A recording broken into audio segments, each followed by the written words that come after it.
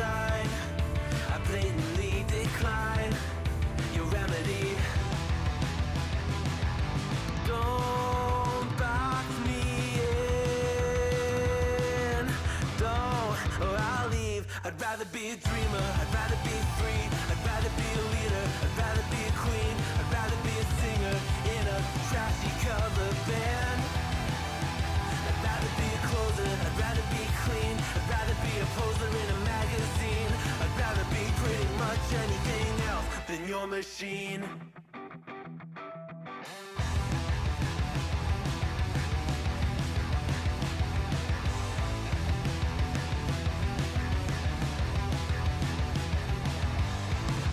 Wasn't always just a single shade, a palette full of gray in reverie.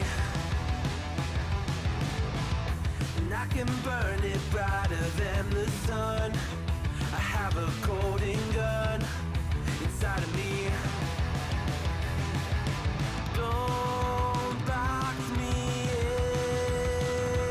in. Don't, or I'll leave. I'd rather be a dreamer. I'd rather be free. I'd rather be a leader. I'd rather be a queen. I'd rather be a singer in a trashy cover band. I'd rather be a closer. I'd rather be clean. I'd rather be a poser in a magazine. I'd rather be pretty much anything else. And if I fall behind,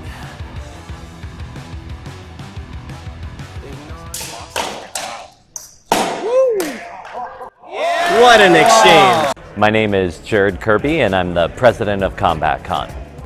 Combat Con is a celebration of martial arts in popular culture by bringing together all kinds of different activities and groups and people. I've really been able to break it down into an event that's all about learning, fighting, and playing. We're here and offer a variety of classes and panels and presentations all weekend long. You can be learning and training with some of the best instructors in the world. You can be fighting the entire weekend because we have HEMA tournaments all weekend long. We have a Saber Legion. Currently we have a classical foil tournament going on. You could spend the entire weekend just fighting in tournaments or in the open fencing area where you could just grab people and fence with people you've never met before. Goal has always been to increase exposure to HEMA and WMA. So we chose Las Vegas because we wanted a destination. We wanted someplace that people would want to come and enjoy both the city and the event.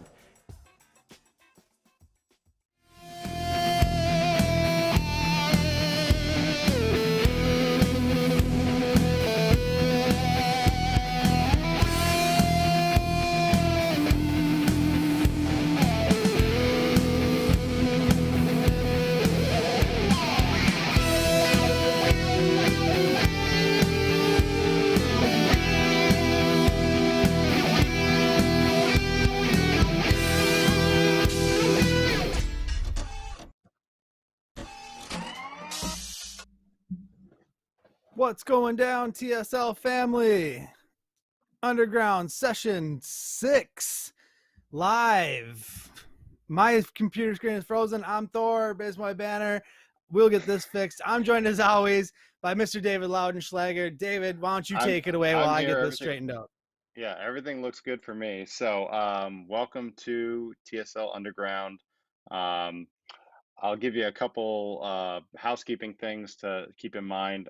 The chat that we have running, you can be on Facebook, you can be on YouTube, and we have our Discord server launched now. So you can also go into the live events chat and chat on the Discord, and you can chat with people on YouTube and go back and forth with them, and they'll see your comments and so forth. So that is another option for the chat if you're excited about that.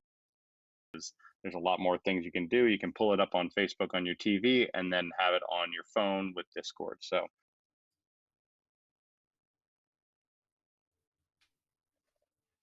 okay. Joe, our producer, is updating me that the music that we were playing was Grady, our intro music for TSL, the TSL Underground, with the upgraded guitar was Grady Magee.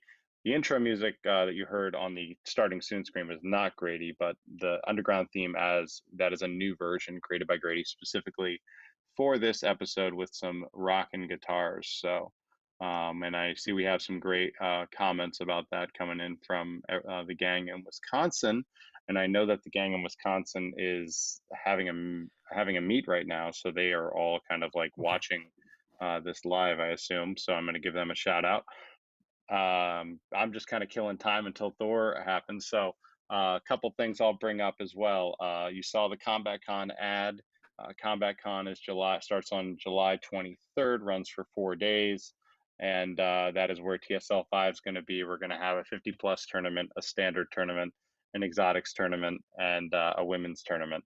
And all of those divisions will be operating. There will be a live stream happening. So if you can't be there, in person, you can be there virtually, and we can have you on the chat. So the same kind of setup will happen. Will be available to you there, so you won't miss everything. You'll miss the in-person experience, but it'll be great. So, Joe, how are we doing with Thor? Is he still working on it? I'm here. Okay, cool. Now you get the whole basement. Okay. Well, I'll move during the next round. So, thanks for tap dancing for me.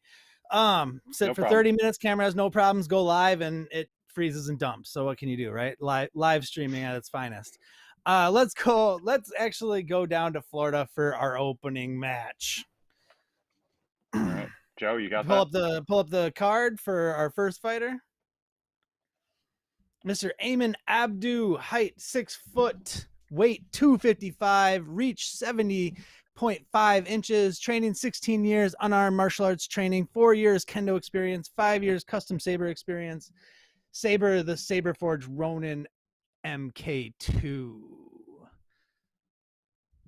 He's going up against Alexis Adams, height 5'4", weight 150, reach 64 inches, 5 years of saber choreography, 8 years of CrossFit, and 4 years of custom saber experience, fighting with the custom Ultra Saber V4. And one thing I'll note about Alexis is, his championship series experience. The Sun Crusher 3, he did face Alan Block in a Unity match and did win. So that makes some tough competition for Eamon coming out of there. All right, Joe, send us down to Florida.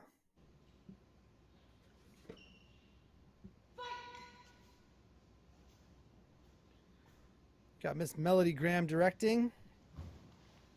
Eamon, our red fighter. Alexis, our blue fighter. Nice honor call on the opening point. Looks like Alexis is going to go up 1-0.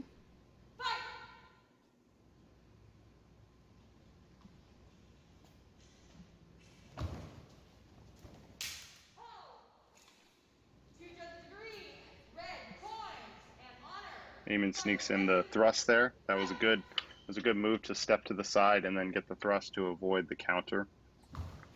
Tie it up at 1.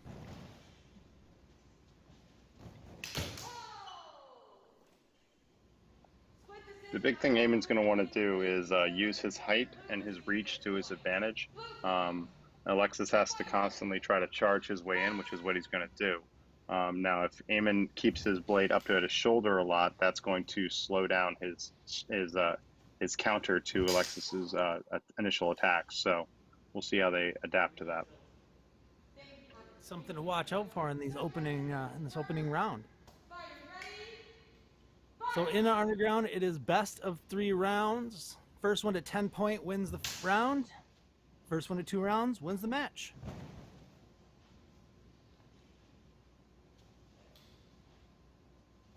Eamon's got a height and reach advantage on Alexis. Pretty good.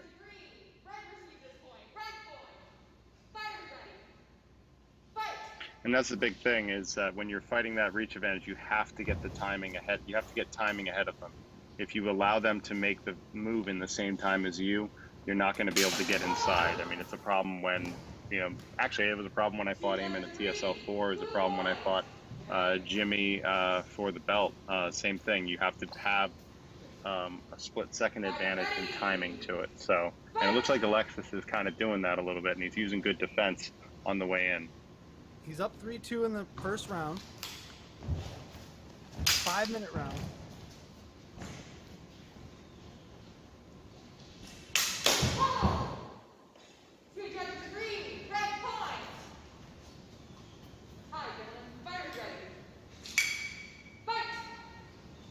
Four 3 now.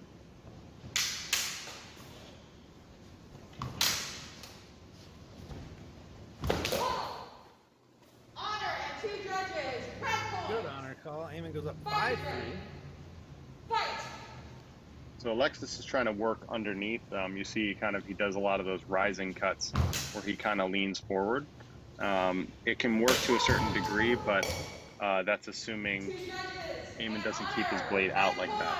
So that's why Red's getting more of those points, because now he's keeping his blade out as opposed to having it back. Letting Eamon just run into it. Letting Alexis run into it. Well, sorry, letting Alexis run into it. Sorry, all these A names. And 4 Oh, A I names didn't even in the realize match. we were a quad A. This is a quad A match. Yeah, it's A's. It's A's all over the board.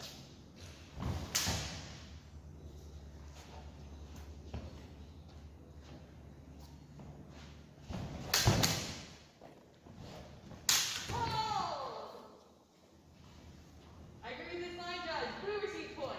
Blue point. Blue gets The the big thing point. Eamon's going to need to do is he needs to be more on the offensive as opposed to operating on the counter game. The counter game will work to a certain degree, but it seems like Alexis has a good understanding of timing. So right there, obviously he did a more offensive point and was able to get that shot in. Fight.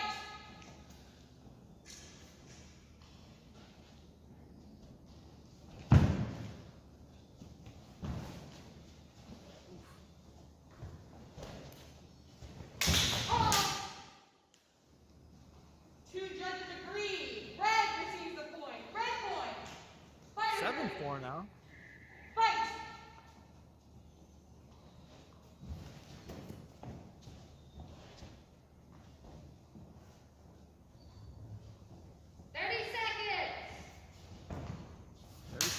going round one. Alexis is going to have to turn it on because he needs points to close the gap if he's only got 30 seconds. I'll get a little replay action there. Jumps back and then recomposes himself. Gets 2 strikes in to get that shoulder strike. Clearly.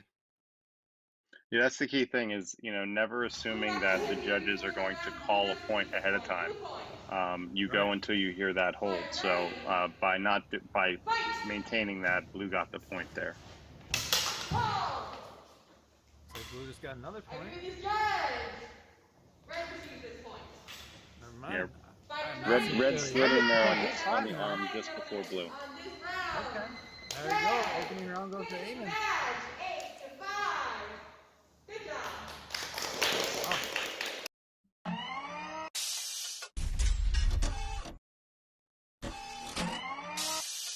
All right, now that I'm actually, there we go, on camera. David, what is it? Break that first round down for me. Yeah, the big thing in that first round is, Eamon is, again, using his height. He's playing a lot of counter game. He does get some offensive strikes just using his reach. Alexis is kind of just doing that. I got to charge in and get get a quick sudden strike in. And it's working for some points, but basically the problem is that other times Eamon is just countering in time. The problem with that extra reach is that by the time you make that initial step, the taller opponent, if they take even half a step back, they have just enough time to literally just point the blade and let you walk onto it. It's a very common thing with any taller opponents with a good reach. So that's the thing Alexis is going to need to overcome in the second round. How does he change that going into round 2? He's gotta set Eamon's blade aside. Not allow, if Eamon's going to have his blade in front of him, Alexis needs to set that blade aside and then make the strike. He doesn't necessarily need to beat it aside, like hit it, but he needs to set it aside so he can move in and make that strike. It's just it's a little bit of a question. You never know if it's actually going to work, because when, like I say, when you have that height and reach, you have a lot more options available to you. So it becomes it's an uphill battle for anybody without it. And reach is life in this If sport. he can't find room, he needs to make his own room. Exactly. He needs to move that blade aside to give himself extra time to make the strike. And there were a couple of exchanges where he did that in the first round. And if he can do more of that in the second round, he should be good. He got some points. He needs more points. All right, let's go round 2. Yes.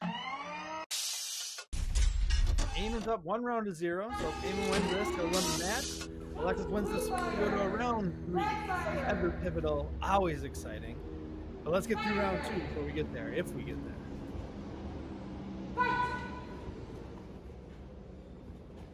Eamon, our red fighter, with the orange saber and the what type of mask is that? What is that? Oh, it's just a custom design. It has has like the beard and eyebrows. I don't know exactly that. I assume it's some variation of him being called the Fujin character. Yeah. Okay. They can probably answer it more. I mean, obviously, Alexis is pretty straightforward with the Majora's Mask.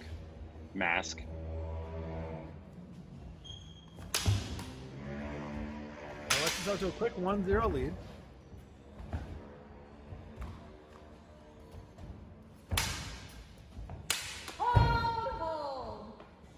You can see kind of how Alexis moved in there. Eamon kind of may have gotten a strike in time. I don't know. Okay. No point can be awarded. I'm sorry? I saw it hit. You saw it hit here? Some discussion on here whether it hit in the neck area or in the chest and glanced up. Well, we said from the replay it was right in that part under his neck, right? Yeah, it might have slipped up. So a lot of times for safety, sometimes we're just going to call it back and let him do it again. Yep. There's a couple times here where when in doubt, call no. Alexis actually, where Alexis is in distance, and then he gets the he just needs to move a second sooner, and then he would have that jump on him. So like there, he moved into distance, but then went for the attack too late, and Eamon got him on the counter. Yeah, Alexis with that good footwork, Grady pointing that out. Like was mentioned earlier, Grady with that great opening music. Ooh, big chop by Eamon doesn't hit. Yeah, see, like right there, if he can move outside of those chops and kind of set his blade aside, he can move in. Just like that, actually, which he attacked into his preparation. Got that forearm.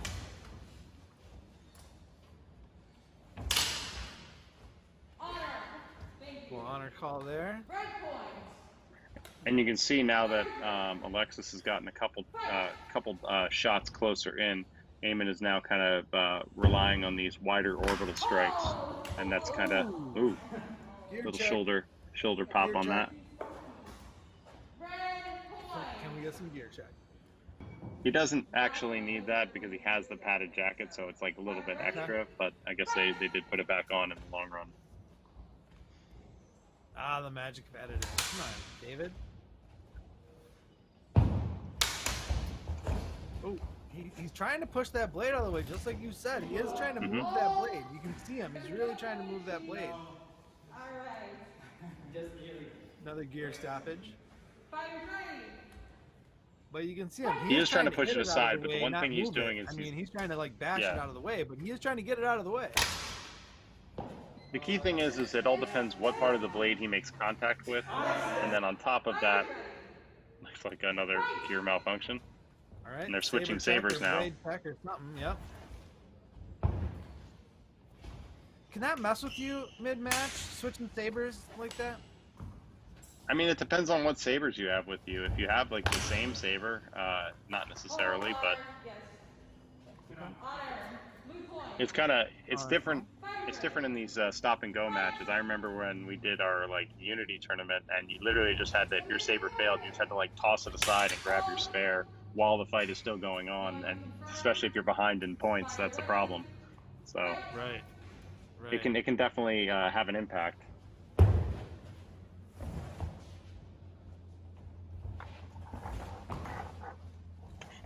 Now, is Eamon kind of going to that two-handed overhead just to see if he can bait Alexis into making a jump?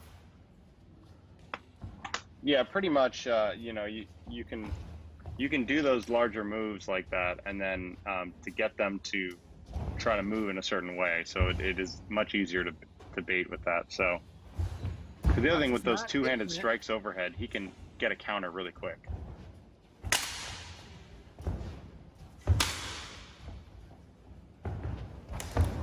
Wrong exchange. Oh.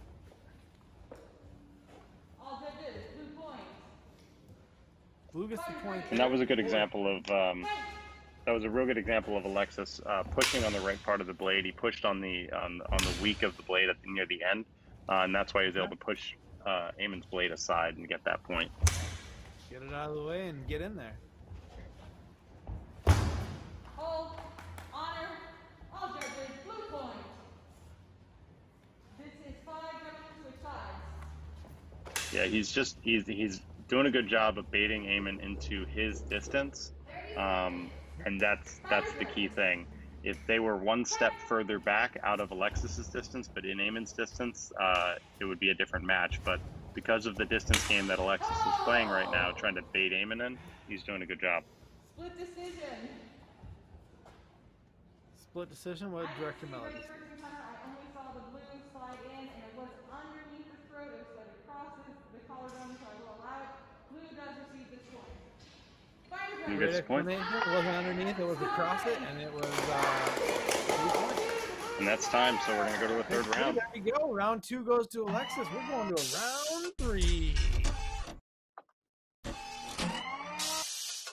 So in that second round, he did exactly what you had said, right? He pushed the blade out of the way to get more points than Eamon got and did it more times than he failed.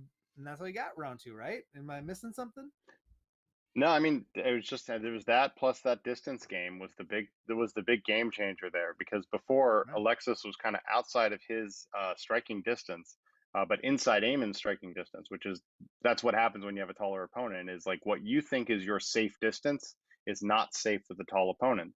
And Alexis was able to, by constantly moving back, he was baiting Eamon to move forward, and then he would move in as Eamon was moving forward, and then at that point it gets into his striking distance. So and really, if you get toe-to-toe with a tall fighter, you have the advantage, because then it's going to take them longer to actually get, it's a little harder because of the, if they're doing a lot wider shot, it's a little bit easier to get that in there. So that's the main thing I was playing, is just a control of distance. As soon as he controlled that distance game, he completely owned that round.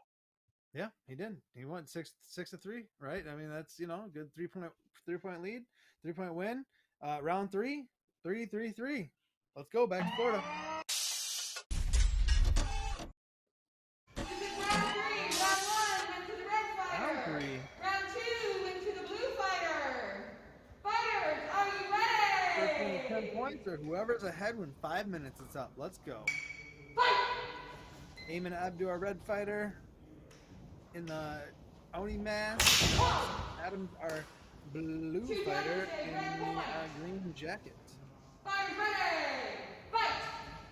See right there, Alexis was trying to push the distance. He wasn't allowing a situation to create it, which is why Eamon got that counter. So right now, this is where Alexis has to control that distance thing, because Eamon is very conscious of it right now. And that's why he got that point there, is that he is conscious that he doesn't want to get Alexis to get into that close distance anymore. So we didn't talk about in the break what Eamon needs to do now to regain.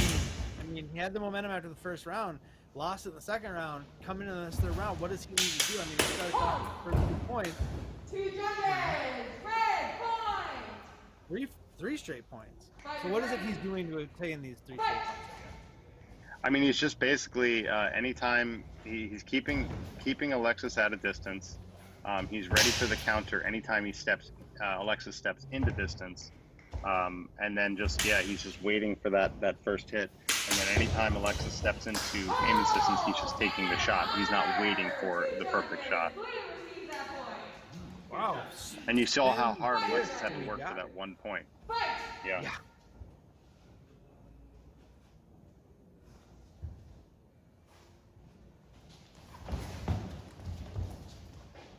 One of those big double hand overhead strikes.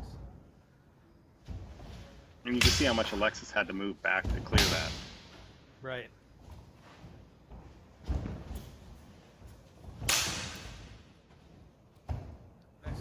Cheers.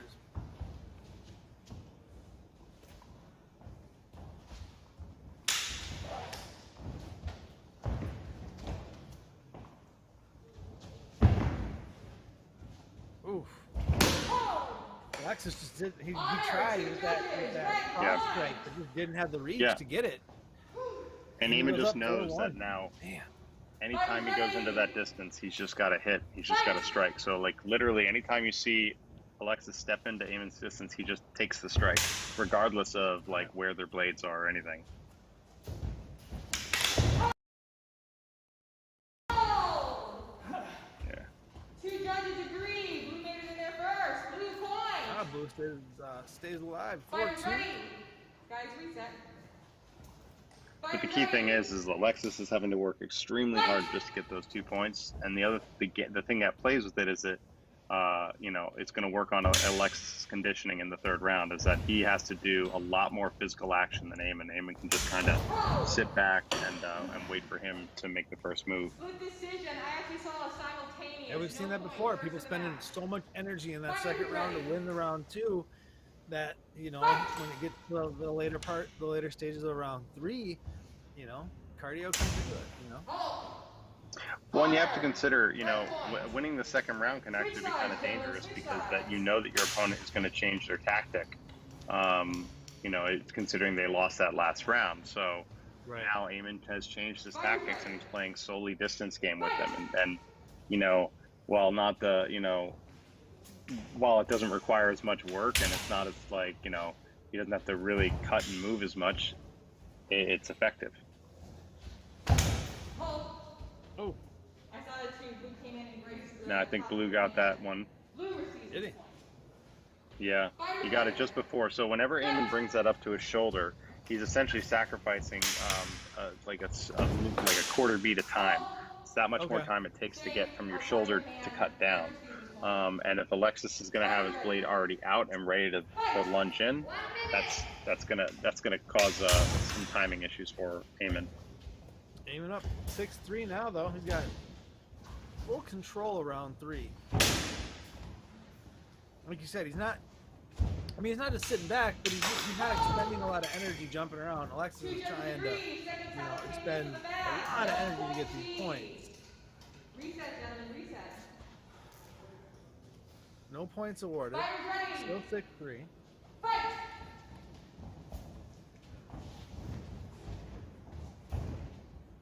I believe they're in a parkour gym. Yeah, so it's not a normal ground. There's a little bit of springiness to the ground. Red point was to an unscorable area.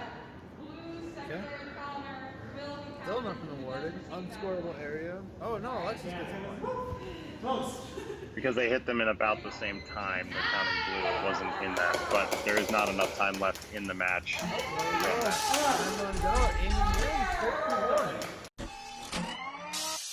He played the distance game, and it got him the victory. That's, you know, that's what happened.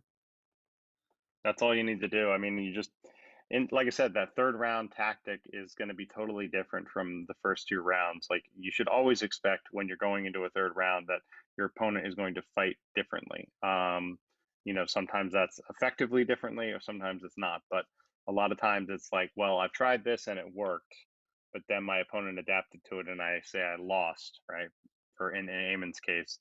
And then he understood, okay, but this is the part that was working in the first round, and I'm going to throw out the rest, which is essentially what he did. He threw out the rest of his tactics that he was using, as far as like some of the just getting him to step into distance and moving, and he was just waiting for playing total distance game. He's like, if you move into my distance, I'm going to hit, and that's all he needed to do, was just kind of sit back and let that happen. Bang, boom, pop. All right, that was a good one. That was a good one. So on to our second fight of the night. Let's pull up our first fighter card.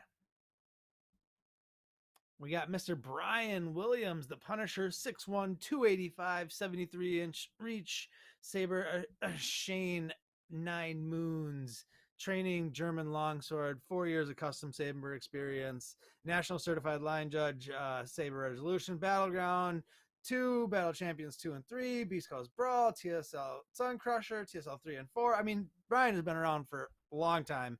Ranked 13 back in 2019, you know, back many moons ago, 9 almost. In the before times. And he's going up against Mr. Talyn Teasley. We have 6'4", 274-inch reach, so the reach thing's gonna be pretty much even. 10 years stage combat, saber fencing, flow work. Saber is a Ming Chao Slayer, regional TSL King of the Hill champion, stage combat certification, longsword, dueling sabers, second place in saber fencing and MNRF balloon fencing. Very cool, very cool. Talyn came back at the last live event that we did. Was that Saber Resolution 4? You know, that was the surprise, the mystery opponent. Yes, Russell Bradley. Right? Yeah, Russell Bradley. Russell Bradley. Pumpkin Spice everything. Of course he did. I mean, so we got Brian, we got Talyn, Minnesota. It's going to be a good one. Take us to the frozen north, Mr. Joe. I don't know if we're in the frozen north. I don't know when we could still be in the snow dome. I don't really know. The Terror Dome. Oh, we are in the Terror Dome. Within 5 seconds. Okay. The Wampa Cave. I don't really. They call it lots of things. Here we go. Round 1. Brian on your left. Talyn the red fighter with the red sash, and Brian obviously the blue fighter with the Punisher on his the Punisher skull on his chest.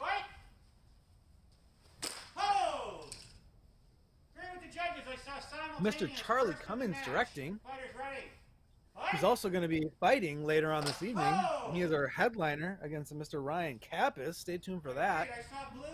Looks like he's wearing a Hoth style jacket. I think one of those Columbia jackets. Not plugging him. I had a hoodie on. I was going to say he's looking like Bill Belichick. I was going to say Brian Bill. I don't know. It seems like the Hoth style jacket. I think Columbia made one of those. I could be wrong there, but. He's so fashionable. We should actually talk about the fight, maybe. Just a fashionable gentleman. just a fashionable guy. All right, Brian's up 3 over Mr. Talyn Teasley. I agree. I also saw simultaneous second of the match. We got our second simul. Key thing is Brian has height and reach again. Talyn has some reach, but his reach is a little bit shorter, I think, if I'm remembering my stats. But yeah, but Brian has a little bit more. Brian relies on that reach a lot more so. So Talyn does these more reaching attacks, but he tries to rely on some more acrobatic movements to get there. So, and sometimes that works, and sometimes it doesn't. With the stage combat background, that definitely tracks with Talyn. Where Brian's more of a straightforward fighter. Not that Brian's not, he's not you're not getting a lot of flash out of Brian, right? Yeah. So on it, I got 4-2 blue. Ready? 4-2 blue now. But Brian will smoke you. He will hit you hard. Not real super hard, but he hits. He hits. So the key thing now is Brian, is fighting two-handed. Talyn is fighting one-handed. So that is going to give Talyn the slight edge on the reach with that one-handed. So you are shortening your reach a little bit when you go into that two-handed versus one-handed. But when Brian takes his hand off, he extends it a little bit. 5-3. And Brian Williams is telling us in the chat that he's not straightforward, but I beg to differ. You're fighting in a straight line right now. I was going to say, what I'm watching says otherwise. But. Well, there he's circling. There's some circling. Solid fighter. Oh, there he goes. He's moving laterally. Yep. You know what? We're completely wrong. He heard us. He heard us in the video in the past. Yep. Oh, nice. Hold. Gear check or something? Yeah, tip came off. Oh, there we go. Tip. Oh. I saw blue come in first on the arm. Yep. Balance. Yep. No? Okay. Right. Okay. 6-2. Ready? Fight. 6-3.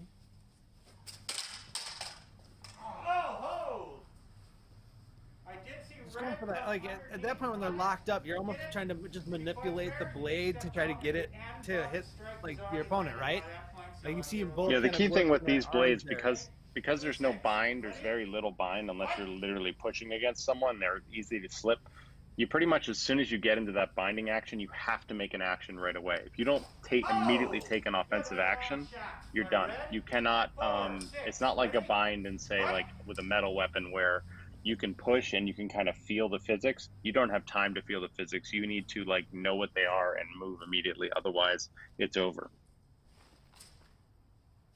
Talyn closing the gap now, down to 5-6, only 1 point. Ooh, that looked real close to the third simul. It was a tap, right? So that's a third of the match. So Third of the match. We gotta take some points away. That's how we do it. It's on the first third. two are free. Yep, it's at that one. Okay, all right, that's on me. All right, so it's 5-2. 3, 5-3, 5-3. 5-3. Oh, 5-3. Sorry. So we have other 5-4. people. All right, ready? Fight. Yep. The screen is correct. 30 seconds.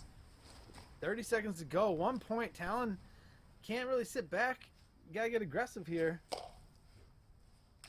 That's what he needs to do. He needs to time out that kind of strike. You know, if he can get Brian to That reach. shoulder one donned him. Location on the shot. Yeah. Blue shot. 6-3. And when you lean your head and you lean your shoulder into that, he was giving Brian a clear target. So Yeah. that's the key thing. And if you don't lead with your blade, and there he took the step and then the blade moved. So there, he leaded with his blade. Oh! Oh, Blue man. got it he's right just on the got shoulder another. on that one. Yep.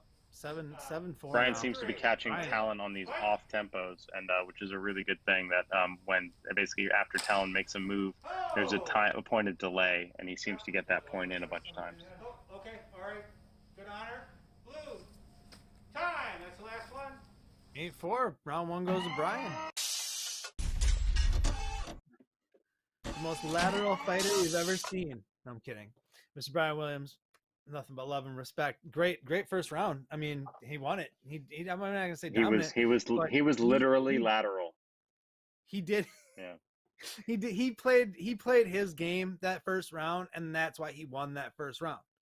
So, you know, I mean, right? That's what we talked about going into it. You have to. He was forcing the game onto Talyn. So Talyn had his game running. It wasn't working. Went to change, but by that point, Brian had already exerted exactly what he wanted Talyn to do. And that's, I mean, the first thing I learned in doing any of these weapon-based martial arts was, you know, let your opponent tell you how to kill them. I shouldn't tell you, my opponent, that, you know, I'm going to kill you this way. No, it's the other way around. You tell me, because it's your preference. It's, you know, it's your life. No. So Brian Williams is no joke. That is 100% for real. He is a magnificent fighter, and let's watch him fight some more in round number 2. And I will never use V to refer to you. Just so you know, like, what do you think you are, Ohio State University? Oh my gosh, that was right out of the gates like a full cannon. And now he's in a some form of cradle fetal position to protect himself from other. Oh, it's not happy baby. I thought we went into yoga or something. All right, 1-0. Hey, it's an all or nothing thing. You run and slide, and you either get your head chopped off, or you know, you might get. All right. 1-0 blue. Ready? Fight.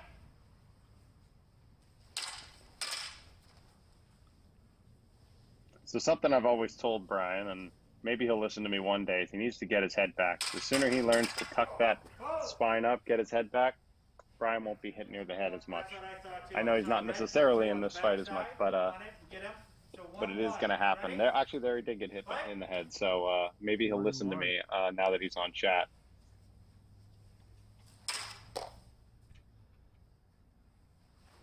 You want to be more standing, just like straight up, and not that slight. You want to be right? upright, Like yeah. Yep. Because as soon as Brian leans forward, he makes his head a closer target. At a certain point, like right when he takes a step forward or an advance to strike, he's moving his head over where his hands are. So his hands, which are a movable target, quickly to get out of the way and can be protected by the suba or the blade. It's no longer the closest target, and then suddenly you have this bigger target that's slower to move, It also hurts with your recovery as far as the ability to get back after a strike. So I said this, I remember in a repost and repost, maybe almost a year ago, talking about one of his matches. So one day he'll listen to me. On the bind, I will remind you both bind rules in effect. I say that same thing about So make sure you don't come close. my little baby. One day she'll listen. But I will, however, award the point to you on that one, right? So, The key thing is just that the sooner you do that with most of it, the more comfortable it happens, and then you will still lean your head forward, but you won't do it as commonly and then you'll just it just gives you a lot more control over your balance, and you have a much higher understanding of like where your balance is. And it's better on your knees, which is what I always like. Come in with a stab to the arm on that one. Red. So is that 4-2 red? So Talyn was using that one-handed versus two-handed advantage where he has that couple inches on him. So. Oh! Nice exchange there. Keep his arm out, keep the blade out, and get the arm on the come across on it. So that's what I. Yeah. Charley explaining it Basically, in essence, while he had it, you had blocked him. He moved it over, kept it there, and he got you right in the shoulder on it. And that's partially why you got to clear the blade. Sometimes you can just keep the blade in point, and it'll slip down and make contact. Which is why you need to get it out of the way. 4-3. Brian with that 1 point advantage. Brian just seems to stay, even when Talyn gets it tied up, Brian just gets that 1 point. That next point goes to Brian. Each time we're just seeing that Talyn just can't get over the hump of getting tied up and then getting ahead. The key thing is Talyn has the speed advantage, but he's doing these larger orbital strikes, and while they are quick strikes, they take a lot of time to prepare. And Brian has good enough defense that he's just shrugging them off essentially. So, and then there's not much you can do as far as the second intention after you do one of those big orbital strikes. So if some of those thrusts that Talyn does work really well, it's just he's got to manage that timing better, get that second intention in. Oh, there we go. Leg, I got it. The key thing, that's the same thing with the taller opponent. Like, even if you're tall as well, like you do take advantage of your distance. You're used to fighting shorter people. You are used to, they have to be closer to make contact with you on those. So he got that reach. He got caught looking. Oh, good parry repost on red. That is 5-6. Ready? Fight. Talyn coming back a little bit there.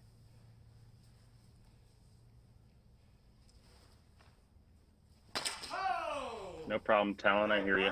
I will adjust my pronouns. Sixes. 6 all. Ready? Sixes.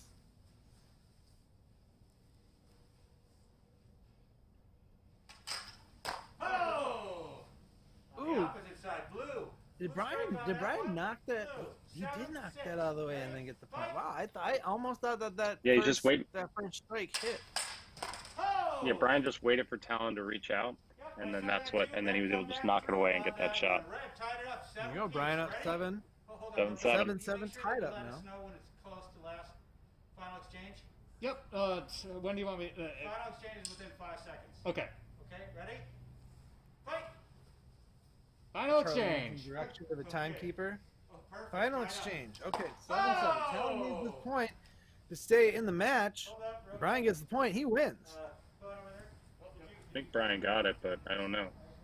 Hold on, they're discussing right now. It's a wampa powwow. So we'll see what happens there. We did see 2 of us blue get the hit on it first. So Blue gets the point. Blue gets the match. Mr. Brian Williams. Mr. Bobbin and Weavin' Punisher himself. Brian Williams takes round 1 and round 2. Round 2 much tighter than round 1. Talyn was right there. I mean, like we kept saying, he would get tied. Yeah. He would get within a point. He would get tied. They would and then get tied. Every time Brian would, just get that next point. He'd just get that next point. Like, man. Yeah, Brian just basically stuck to what was working. He made some subtle adjustments to account for Talyn's acrobatic ability. Anytime Talyn would come in they would try to get the strike, and then Brian would just be ready with either a counter or hitting at a different angle with a slight step. So it was good reaction time by Brian to upset Talyn's acrobatic ability and speed, which is why that game kind of changed. You saw, right at the beginning of the second round, it went away.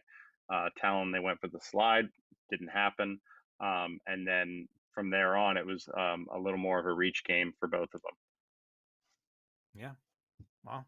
Yeah, Brian. I mean, Brian came in with a plan. Brian. That's the one thing I'll say about Brian. He always has a plan, and when his plan works, he gets victories. He does. He's a beast. He's a beast mode. And now we're going to a special piece, right? I believe so. Before the final two. Am I wrong in that? Yes, we are. Okay. So Joe, we're going to go to a special piece, and then we'll be back.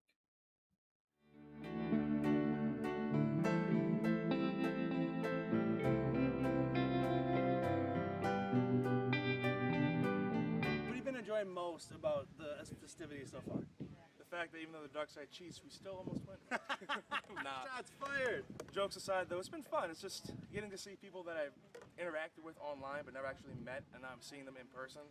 And it's kind of weird almost because they're like, "Hey, I see a Jacob Page." I'm like, "I don't know who you are." Right, yeah. Because even though I had their profile picture, it looks nothing like what they actually appear as. So I'm seeing these people, I'm like, because you use the best picture of yourself for your profile picture, and that's usually not what you look like on a day-to-day basis. Unless you're me, my profile picture is my eyes closed and like I look like this, because that's really my natural status. Well, I'm always sexy, so what you see in the profiles, what you see with me, huh? You are a handsome man. You are a handsome man. So, are you going to be fighting in TSL 4 this year? Or? I will be at TSL 4. You will be at TSL 4. Yes. Is this going to be your first TSL tournament? It will be. Woo! First major TSL tournament. Major. I did Beast Coast Brawl back in May. Okay. Which was fun. Okay. How was that? How'd you like that? The tournament feel? It gave me more confidence in myself than I thought, because I always think I'm like more mediocre, and I still think I'm mediocre, but now I'm like better mediocre, if that makes sense. Yeah, no, I got you. Yeah. I always say I'm like a C student, but sometimes I raise up like a C+. I like to say about average, because then no one expects feeling anything pretty good from B+ right now, a little level down. Feeling yourself a little bit, B+ even. I don't know if I've ever gotten that high. But man, thank you so much for coming on, joining me. It's been a pleasure, man. Take it easy, guys. Have a good one.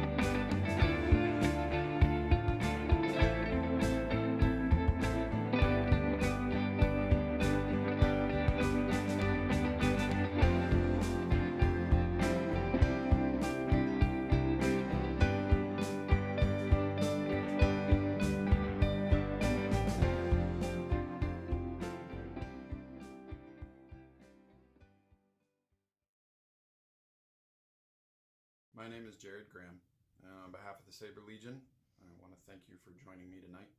One of my responsibilities is training and management of charter representatives.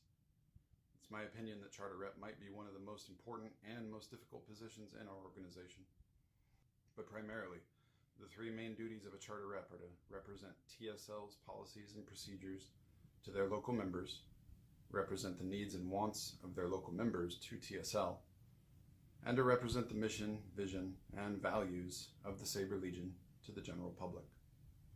The owners have established another way to show their appreciation as well. Every year they choose one charter rep who stands out among their peers and name them the Sabre Legion's Charter Representative of the Year. This is not an award that is quantitative. It's not given to the rep who is the best fighter or who has the most active members, highest number of meets or events, or the highest growth percentage.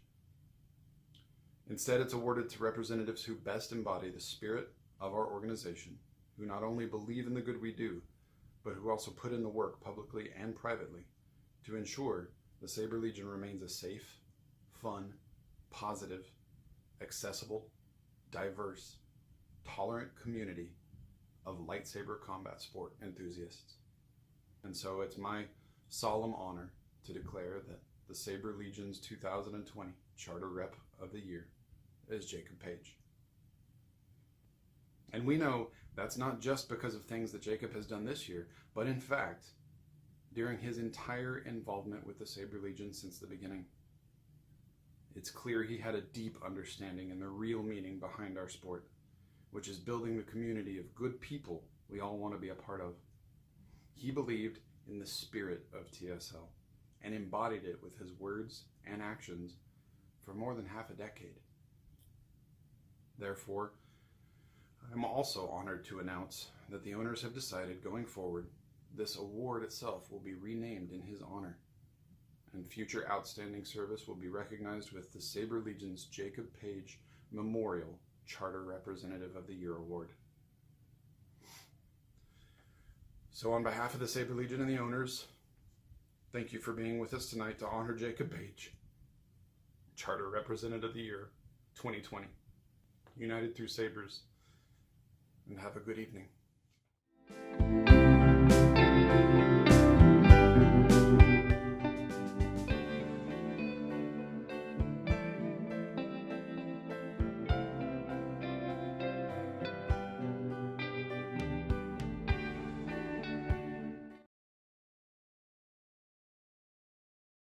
You didn't even tell me you were gonna do that. I can't believe you. Nope, I No, I'm just didn't, kidding. but that's okay. That was a beautiful piece, Jacob. For the mountain, still for the mountain, miss you, man. That was just a beautiful piece. We reran a little bit. It was kind of chopped up from last year on the memorial. It was just this past week of the passing of our friend Jacob, the Mountain Page. And then you saw the thing about the Charter Rep of the Year or the Jacob Page Award. Nominations will be coming out soon, so look for that. I'm sure that'll be on the Facebook page and the group and all the places where we post for Sabre Legion stuff. So thank you, Melodie Graham. Thank you, Grady, again, everyone for doing that beautiful piece and taking the time to do that. Oh, great graphic, Joe. Wow, thank you. Awesome. Thank you. Awesome. I mean, right. I have I have said a lot about Jacob in the past, and I'll still point out, I always have his patch, like where this is my home office and everything, and this is where I'm working and everything, and I'm still look over at it regularly. There's times I'll think about even this, like before we were talking about it being a year, and I didn't even think about that. I was thinking about a certain situation. I was like, man, what would he thought about, what would his opinion have been on this? And just he, that much of an impact, I go through old videos a lot of times with Sabre Legion, and you just see he was there all the time, whether it be he was commenting on it live, he was, and this isn't even the stuff he was doing as a rep. This is what he was doing as just a lover, lover of the community, how much he loved us, everything with TSL. People are asking, hey, I want to do this. What can we do? He's like, all the comments are him replying, saying, hey, you can go here, you can do this, you can do this, you can do this. I mean, more so than anybody in TSL, he spoke, he understood our vision of reaching as many people as possible and bringing them into this family.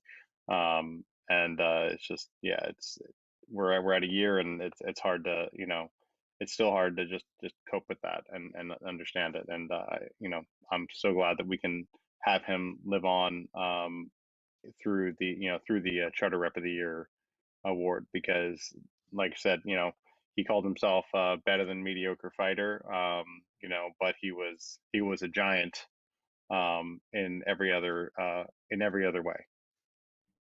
Yeah. Well said, my friend. Well said. All right. We're going to do something we've never done before, at least never officially any capacity. We're about to have a triple threat match. 3 people.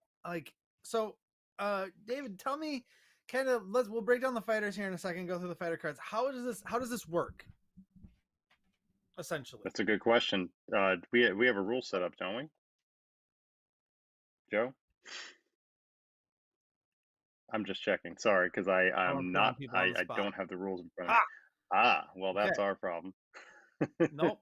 So give me a minute, and I will pull that information up. I literally forgot Let's go to through do the that. fighters. Fighter 1 is going to be Jason Davis, the Voorhees. Great. He has a great little piece. 5'11", weight unknown, reach 73 inches. Wasu Saber Academy, Underground Session 3, member of the media team, Mando Machete. And he is fighting Andy Cameron, Mr. Fabulous. Love it. 5'10", 220, 73-inch reach. Wasu Saber Academy, 14 years experience in domestic martial conflict resolution process. Underground Session 3 coming to TSL 5. Oh, I'm jealous. I will not be there. Mando Core Customs Saber he'll be fighting with. TSL 5 happening at Combat Con July 22nd through the 25th in the beautiful Flamingo, Las Vegas, Nevada. They're fighting Grady Magee, the Guardian, the musician, the guy who we've been talking about with all the great music that's been in this episode. 5'5", 165, 65-inch reach. I said 65 a couple times. Training, 2 years custom saber experience, 4 years saber-based flow arts, TSL Underground Session 3, media team member, and Northern Blade, a Mando Core custom. Bunch of Mando Core blades in here. So I hope I tap dance long enough. David, you got the rules for us? Well, it is being provided to me as we're kind of tapping it in. It is a double elimination, 2 fighters start. Thank you, Jason Davis, for literally typing these things in a chat while the loser will rotate out, and then the next person will rotate in. Per every point. So you have to lose. Gets the point stays in. Whoever doesn't get the point goes out. Yeah, exactly. And then if you lose, yeah. I'll probably have another note here for it, but my fault. It's a new thing, and I apologize to Wisconsin for not being able to sell it more. I had the rules, not for every point. This is after a round. So okay, if that makes sense. Okay, so it goes a little bit longer. Okay, interesting. Yes. Okay, interesting. All right. And I appreciate Voorhees giving me the update on that. I'm never gonna learn how to say it. Okay, I mispronounce things. It's just what I do. So we got Grady starting off versus Jason. Jason, our red fighter. Grady, our blue fighter. Grady with the great robe, and Jason, obviously, the Voorhees mask. Hold. I agree with the undercall. Point blue. 1-0. Point goes to blue. Grady up. 1-0. Hold. I saw point red. 1-1. Fighters Mr. ready. Jason Davis ties it up 1-1. Rainy Wisconsin. Hold. So Looks red. like they're in a gazebo of some sort. Thrust to the stomach. I like it. To the chest. Good honor. Point red. 2-1. Jason Davis goes up 2-1. So it looks like the big thing that's going to happen here is Jason, you can tell, is a little bit taller. Has a little bit of that reach, but Grady's again going to have to use his acrobatics essentially to get in distance. Point red. 3-1. Fighters ready. The point. Grady had a nice deflection there. It didn't help him from getting the point, but Nice deflection. The key thing with those deflections is they actually don't. Oh, that was a nice reach. Just out timing him, just stuttering his footwork a little bit. No but point. it looks like it didn't count.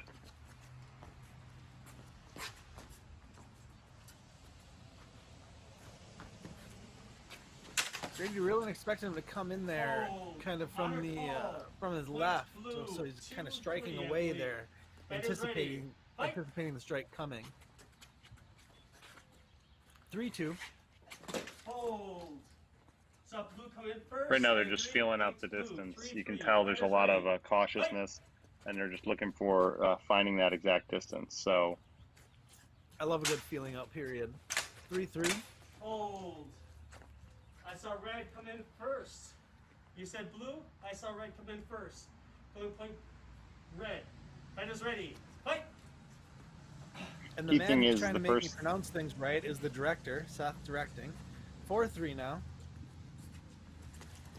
Oh, simultaneous. Other judge agrees. Fight is ready. Fight.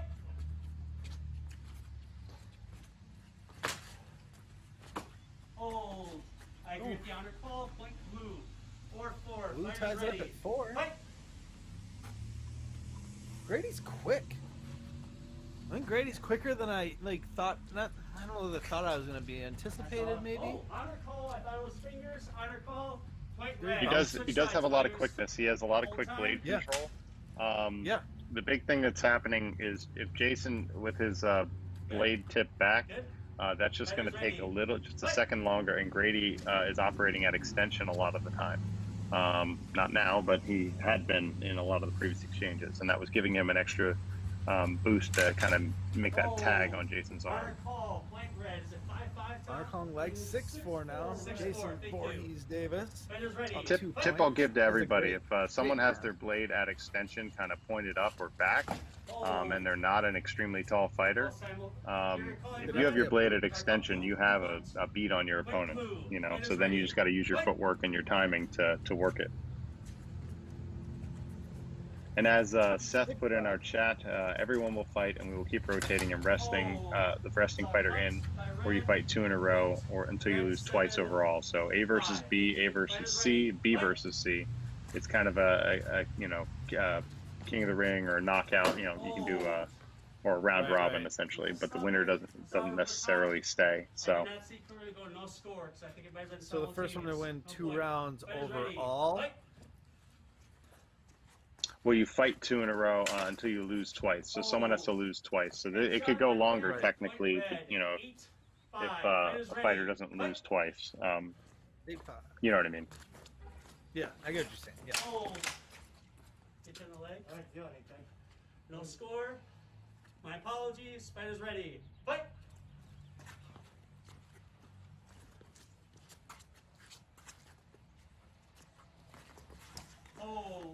Oh, that was a nice. He came right around that blade and got that shoulder.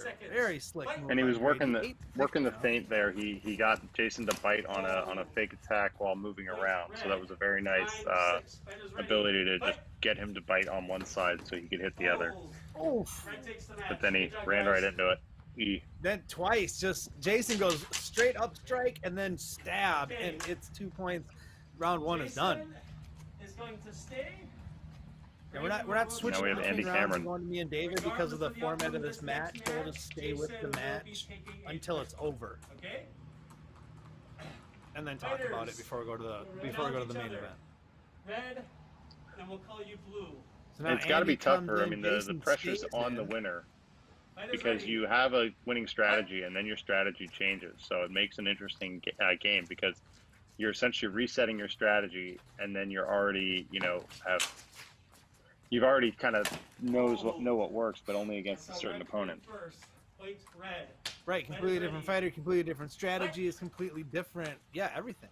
But Jason goes up 1-0, so it doesn't phase the Voorhees.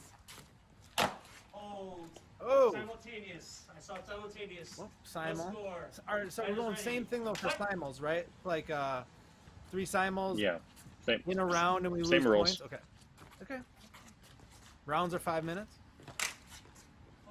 I believe so. I don't think they're stopping on this one. I mean, we've been doing continuous fight for most of Underground, There we go. but not all of them. So 1-0. Oh. On a call, white, blue. 1-1. Fighters ready. Fight.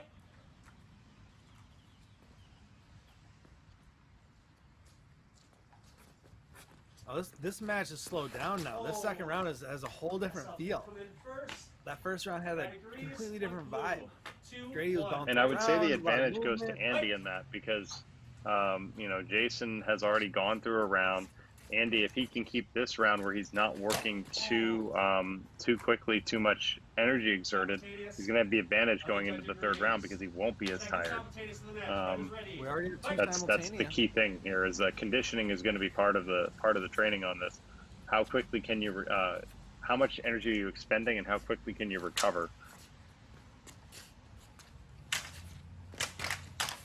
Oh. Hey, honor calls on that one. No score. Fighters ready. Oh, you're calling Nothing for called. a cut? I mean, you could easily call a simul, but with 1-2, it's like, why at this Blue. point? 3, 1.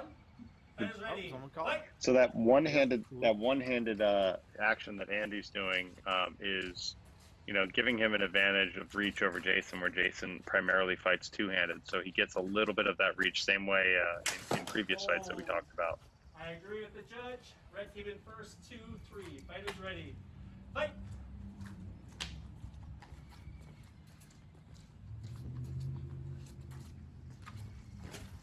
Slow it down, a little less going. Ooh, quick. Point blue. 4, 2. Fighters ready. Blue's up Fight. 4-2. Yeah, like I say, if you have two hands and two-handed stance, and you're coming in against someone with just extension, all they have to do is extend it. You have to take care of that blade. It's not difficult because you only need a little bit of a push, but if you don't take care of it, Andy's advantage of being a lefty also, works in his favor because it is harder to defend to your right with that two-handed with just your blade. So there's a little bit of advantage there. Red 4-4. Fighters Like it's ready. easier to defend to your left side, like the hand, like so your bottom hand than your top. Because typically your right hand is on top, so it's easy for you to push and then pull with your back hand, your lever hand, on the left side if you're fighting two-handed. It's harder to pull with your right as a top hand and pull with your left.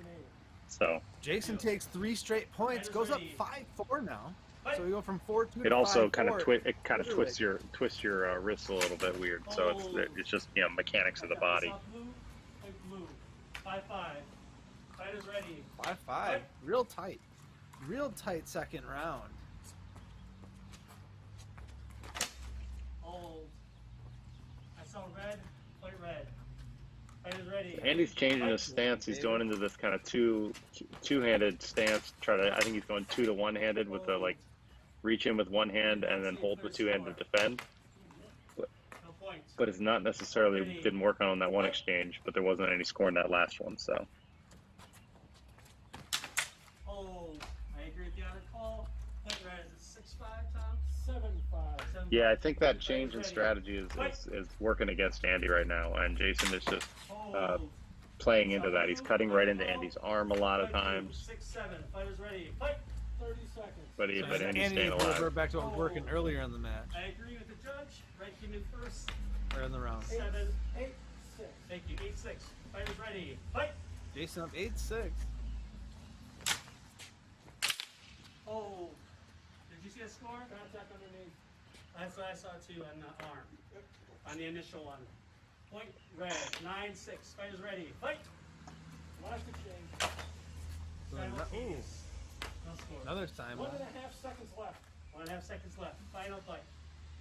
So Ready. final exchange, 2.5 to go. So Jason will take this one.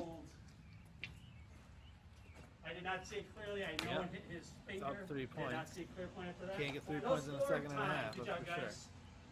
Final score 8-5. Well, not with only one exchange, right? Right.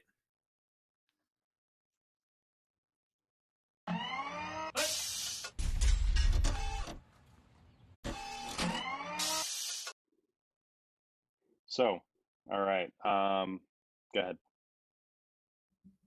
No.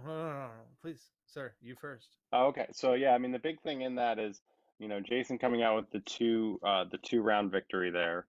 The key thing that, I mean, he just needs to kind of keep with it. Andy was the one-handed stance was working really well. I don't know if Jason adapted to it or it's just Andy felt like it wasn't working, but it could also be fatigue. Sometimes with one-handed, when you're fighting a two-handed fighter, your arm can get fatigued a little bit more with all those stronger blocks. And we'll see what happens with Grady and Andy in the next round, because that's really going to be where there's a more interesting mashup, where you have this one-handed fighter who's kind of average height, and then going up against Grady, who has a very quick blade action and can close distance really quick. So we'll see if the distance that Andy creates is to his advantage, or if Grady's able to move into measure a lot faster. All right, let's go back to Wisconsin. Back to the triple threat.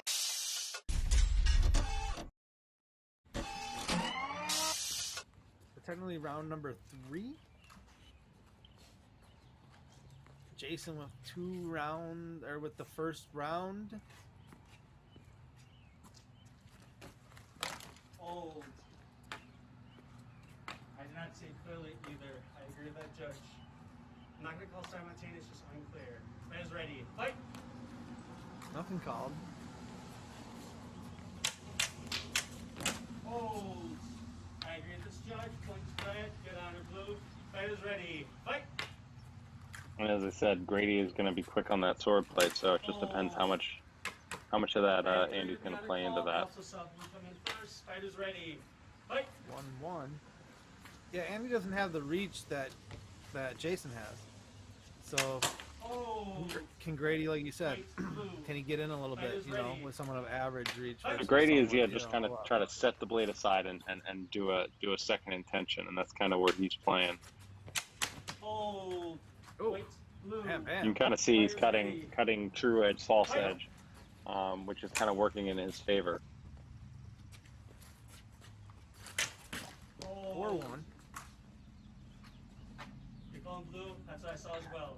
Another consideration is how much, morally how that can mess with you. If you're moving right into the third round, and you lost that last round, it can mess with you that, because you're thinking, I need to adjust, I need to do this, but now you're fighting a completely different style of fighter.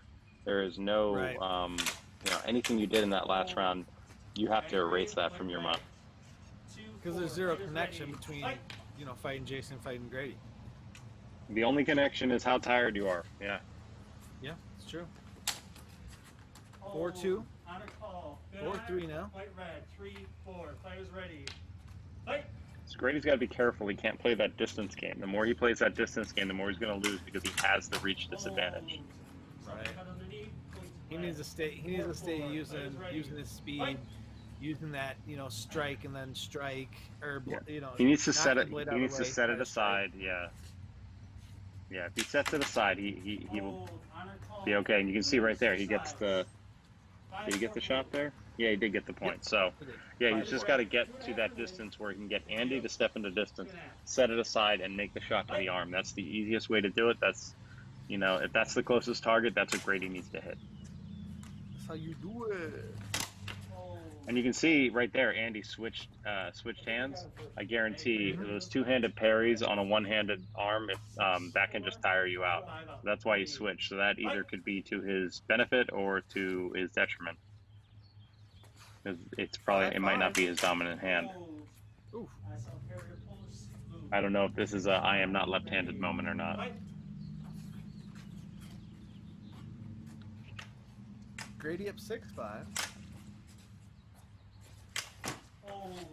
Point red. 6-6. Ready. Key thing with Grady is those parries. He's got to hit on the right point of the blade. There's like a couple things he could adjust with where he's hitting on the blade, how he's hitting. The problem is when you just try to hit the blade, if you don't pay attention to where on the blade, where on your blade and where on their blade you're making contact, that can mean all the difference between an effective parry and one that just goes nowhere. Right. Oh. Certain calls red. I saw blue. No score. 7-6. Fighters ready. 7-6. Fight.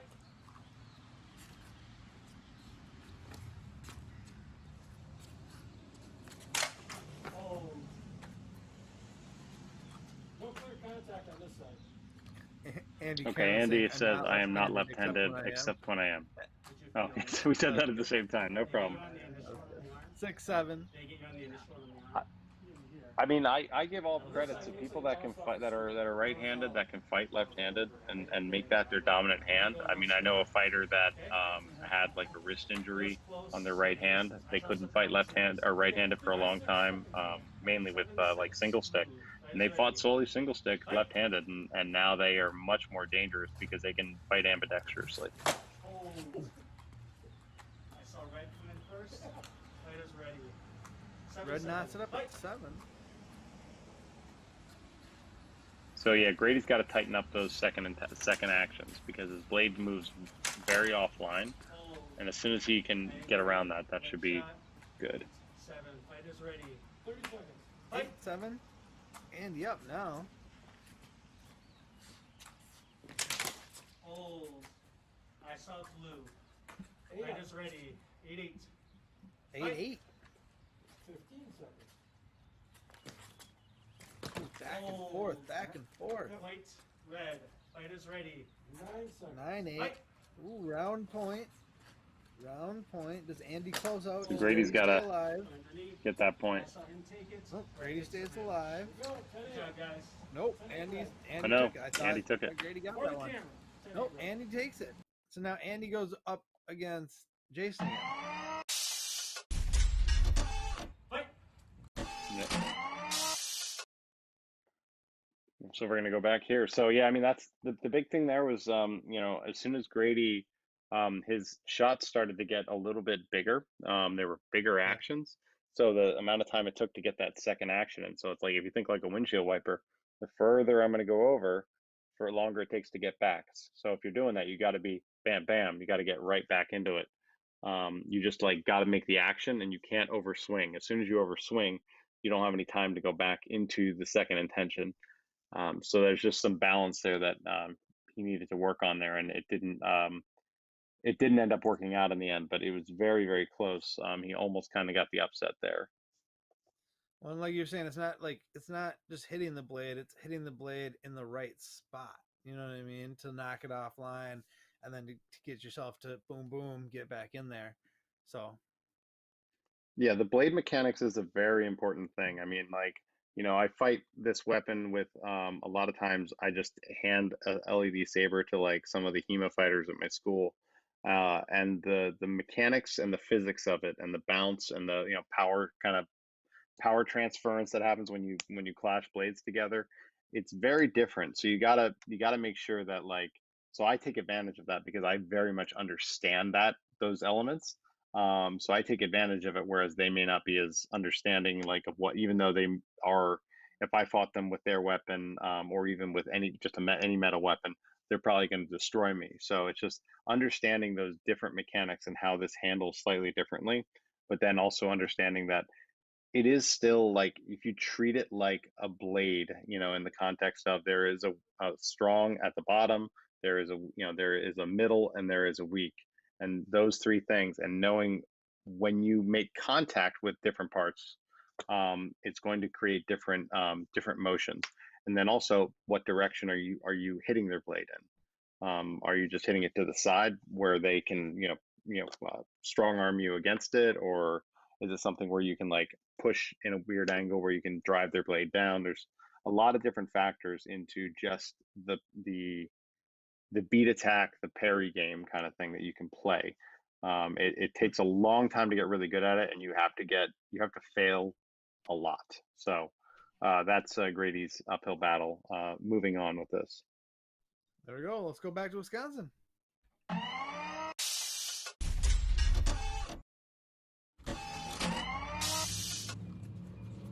Andy versus Jason. So now, again. Yeah, after taking a lot of time apart from one another, now let's see if they apply some of the what they learned from the first 2 rounds, or for their first round together. One, does a break keep Jason fresh, or does a break get, you know, do you lose that edge, right? Mm-hmm. Fighting sharp, you want to stay fighting. You don't want to take, you know, take the pedal off and then have to jump back on. 1-1. Yeah, we really need an exercise bike, you know, for this match. So the fighter that's not going can just be on that exercise bike. On the board, he was so stoic, you know, during his break. Could have done some calisthenics, little jumping jacks. He was just standing there. He was just making like weird like stoic, mouth noises stoic. and Heavy breathing, I'm sure.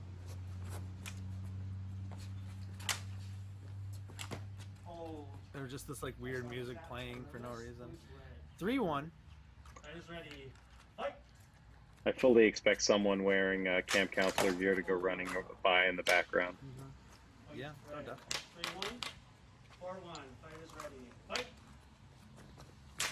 Fight. Seems like Jason's sticking to the same thing. Just kind of cut into their arm and then keep the blade out there and don't let it get pushed aside. I mean, if it ain't broke. And I can see, I mean, just if I'm looking at, you know, I know we can't see people's faces, but, you know, I can see kind of frustration on Andy a little bit in that it's not always working. Sometimes it is, sometimes it isn't. And you can just kind of tell that frustration. So I don't know if Jason's going to play into that frustration or if Andy's going to be able to turn it around. Needs to work. If it, you know, if it doesn't work enough, you just, you know, can't get enough points. I mean, this is the point for Andy where he needs to just turn off his brain and just let the match flow. You know, trust his instincts, and it may not work, but that's what you got to do at this point, because right now what you're doing now is not necessarily working. 6-3. Ooh, switches hands. There you go. That was different. He cut down and then pulled back up. That was something he had been doing. So if he keeps up with that kind of, you know, changing. But if he gets into just a, you know, strike to strike kind of match, Jason's going to win on reach, and Jason's going to win on power because of two-handed to one-handed. 5-7. Fight is ready. Fight. 7-5. And he needs a strategy where he can, you know, score consistently, whereas right now he's scoring, you know, intermittently, and that's not going to do it for solidifying a win. On a call, point. It was a very nice cut into Jason's preparation to tag the arm, because he stepped to the side and took the cut, so that was very good. 6-7. On a call. Yep. Point red. 8-6. Fight is ready. Fight. 8-6. Jason up with point advantage. He saw red, I saw blue, no score. Fight is ready. Fight! Judging, Jarker saw different things, nothing called. I saw blue come in first, we also have an honor call. 7-8, I believe. 8-7. Fight is ready. Blue gets that point, and he stays within 1.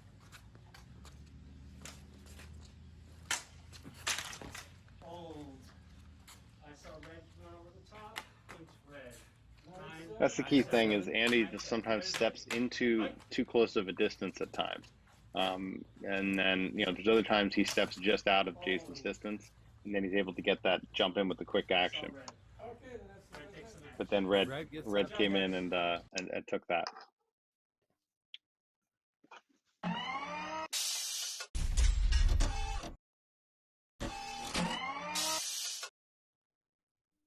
So it was working for Jason in round 1. It was working for him around 2. It was working for him around 4. That's the key thing. I mean, it was really just he was working the distance. He you know, the one thing he did really well is he just kept cutting to the arm. You know, it's the closest target. And they weren't defending it. You know, there's an element of that where just if you hold your blade up, you know, straight up and down against your opponent, and they get a slight angle on you, that's going to, you know, that's going to open up your arm. You don't have any protection. The Suva won't do anything for you to do that. You got to use the positioning of your hands and kind of move them, at a slight angle or opposition, as I would call it, as opposed to being an engagement where it's kind of straight on. And Jason was taking advantage of that. Whether he knew that consciously, it doesn't matter. He was basically moving his arm to an angle. You saw constantly whenever his arm was vertical, he was kind of slight at an angle. He would take a step to the side and he would just tag down in the arm. Didn't work every time, but it worked. I would say it worked 60% of the time, and that was it. That's all he needed. If you can make 60% of your shots work correctly, you can keep going to that well, and that's more than 40% of their success. So yeah, he just kept doing that. And if you're not parrying it, because he probably has, with that two-handed advantage, it's harder to parry it. So the timing and just working that distance, working that same action just worked really well for Jason that whole match. Like the old saying goes, 50% of the time it works every time. So awesome. That was a triple threat. I love it. I love them. That's what Underground gives you. TSL Underground gives you different flavors, right? You get that triple threat that you just saw. You get the TSL, the Mexico charter match from the last one. What was that? More of a like an endurance match. Yeah, we called that an endurance match. Yeah. So that's what you get in TSL. You get a little bit of the different than just the straightforward, just the straight, standard battles. Now we got TSL 5 coming up. Lots of tournaments, lots of craziness, lots of goodness, lots of everything going to be coming from that. But this is why we have Underground, for that little different flavor, right? Exactly. It's just it gives us an opportunity to just experiment with these kind of different rules, and give people a showcase for people that aren't going to TSL 5 or aren't going to the larger tournaments or CS events in the future. So it gives us that platform. To just try these things out. Who knows? Maybe triple threat. Maybe we'll see a tournament with triple threat down the line. I don't know, but but it is an interesting concept, and it's something we can definitely try it in other iterations. You try it with different fighters. Sometimes when experimenting with different match types, is that one time you can do it and you've caught lightning in a bottle and it's amazing, right? You do it with two different fighters, right? And it just doesn't work at all. And the key thing is that you want to make sure that the majority of the fights at least hit some form of baseline. And if they don't hit that baseline, it might not be the right rule set. And we'll see. We'll have to keep experimenting with triple threat. The important thing is we would want to try that outside the charter. You want to always try your rule set with people outside the charter to see how they adapt to the rule set and what they do to it, to see how something still works. So, that's kind of how the Unity rule set, broke out. It was like literally me and Alan Block fighting, trying these different things, working against all these different things. But there were styles that we didn't see being as effective, but were when it actually went to people from outside the charter coming in to fight with it. So it's very much, there's a lot of experimentation, and you got to try it with as wide a range of fighters as possible to make an effective rule set. You never know how things are going to go if you don't try them. So with that said, let's go on to our main event. Honestly, the two fighters fighting in our main event probably need no introductions, but I'm going to introduce them because that's what I do. So our first fighter in the main event is Mr. Charley, the Charging Turtle Cummings, 5'10", 240, 70-inch reach, national TSL 1 third place standard, TSL 3 second place standard, TSL 4 third place standard, TSL Masters second place, TSL Crossroads second place, a lot of second place, Saber, the custom Saber shop, the Demon Slayer. I will not even attempt to pronounce that. David, you can if you know how to say it. I'll pass on that one. Nice. One thing I would add is, Charley's kind of in the same element as I am. A lot of second place and third place. Always the bridesmaid, things happening. never the So, bride. Yep. All right, he is fighting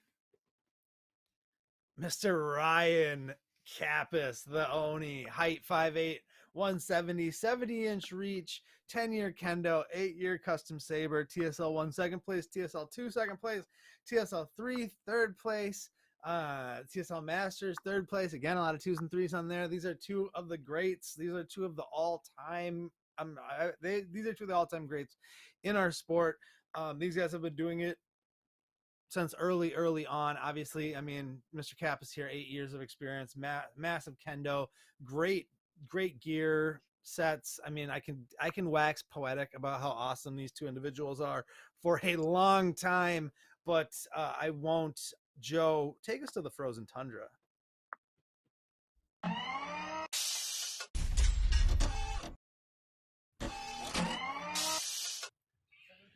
Look at that, the beautiful frozen landscape of Minnesota.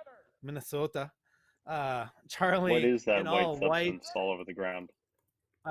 It's called snow, David.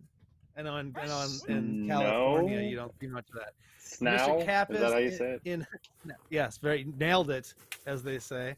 Ryan Kappes, our red fighter in all black, looking sharp. Mr. Ryan Kappes does an awesome cosplay as it's the Lord of the Rings. Why am my brain's not working this The Witch evening King. for that? Thank you, the Witch King. Yes, he does amazing. Go check it out on an IG. Charley, the Charging Charley Cummings, like I said, needs no introduction. He's up 1-0. Yeah, the backdrop is awesome. I agree. The key thing here is, based on how a lot of their styles work, how good are their shoes going to grip in the snow? Yeah. Because without that ability to grip like you would, that's going to cause a problem. And they're both people that are very sure in their front foot at times. And without that, with that lack of confidence, is that going to impact their game? Yeah, fighting in snow is a completely different wrinkle than fighting in a gym or fighting, in a tournament setting, right? Both these kendo experience from Mr. Ryan Kappes. They call Charley the Charging Turtle for a reason. I mean, these are coming right for you, but if you're sliding, it's really hard to strike effectively. That was too close to call. I'm going to call simultaneous first of the match. Fighters, are you ready? Hey! First simultaneous called. Oh! 2-1 early on. Ooh. That one was another very close call. However, I did see Charley's blade land slightly first. Point blue. Fighters, are you ready? Blue gets another point. Aaron Rahkola. Key thing is Ryan's got to tighten up his strikes. So there's a small strike there. Yeah, he got it there. Ryan coming out of a little bit of retirement, so he could be a little rusty. Little rusty. 2-3, real tight though. I mean, no more retirement than most of us. He only has a couple months of that into that retirement. So you guys couldn't see me. I did air quotes when I said retirement. I mean, I did. You couldn't visually see them, but they're there. I felt it in my heart. I know you did. Sir. 3-3. Charley Cummings in white, Ryan Kappes in black, fighting against the beautiful Minnesota backdrop. Obviously, this was filmed some time ago. It's not still snowy in Minnesota, from what I hear. You sure? I thought it always snowed there, except for the nope, summer. No snow out there. So, no. I may or may not. I can't confirm nor deny, but I may be located. I've only been in Minnesota when it's either the humidity of summer or the frozen tundra of winter. So I thought there were only 2 seasons. There are only 2 seasons.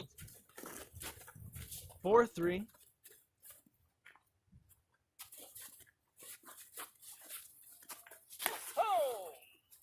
It's okay. We only have 3 seasons in Northern California right now. Yeah. 4-4. These two are so familiar with each other, though, that this is. I kind of like the snow evens it slightly for me. Like it levels everything because it kind of takes some of the normal styles that these two have out of it, because you can't do that charging, really the fast straight ahead stuff. You kind of have to shuffle a little bit here and dance a little bit as you come forward. You can't just, we haven't seen Ryan do one of his big, running, charge with a big yell, you know, the signature Kappes. Well, some of that is because Ryan knows with Charley. Charley has an extremely strong parry ability, so he's very heavy with when you make contact with his blade. It's a little more difficult to manipulate. Ryan tends to do that when he can manipulate someone's blade a little bit more. Because I remember when at one meet I watched him for an hour, just kind of really just like rip through people on that, just manipulating their blade.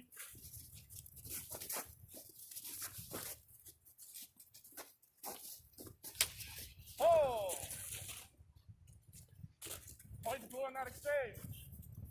Blue gets another point. 6-4 now. There we go. Good job, Director Aaron. Aaron, Mr. Rahkola. Oh! Good honor on Charley. Point red. One of the Minnesota Treasure reps. Wait! 30 seconds.